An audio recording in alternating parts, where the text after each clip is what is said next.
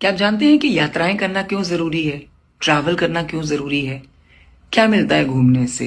क्यों निकलते हैं लोग घर से बाहर घूमने फिरने? यदि आपके मन में ये प्रश्न है ना, तो जानिए आज इस पर श्री कृष्ण आपको क्या उत्तर दे रहे हैं।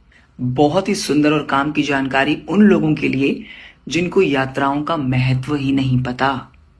श्री कृष्ण कहते हैं कि कलयुग के मनुष्य के लिए यात्राएं बहुत जरूरी है। जानते हैं क्यों? क्योंकि कभी कभी हम अपने घर में नहीं बल्कि अपने दिमाग में कैद हो जाते हैं। इसलिए श्री कृष्ण कहते हैं कि यात्राएं करिए, घूमिए फिरिए, ट्रैवल करिए, दुनिया घूमिए, बजाय कि घर में कैद रहें आप। श्री कृष्ण कहते हैं कि जो चीज आपको टूटने से, बिखरने से, मरने से बचाए ना, उसे करते रहिए।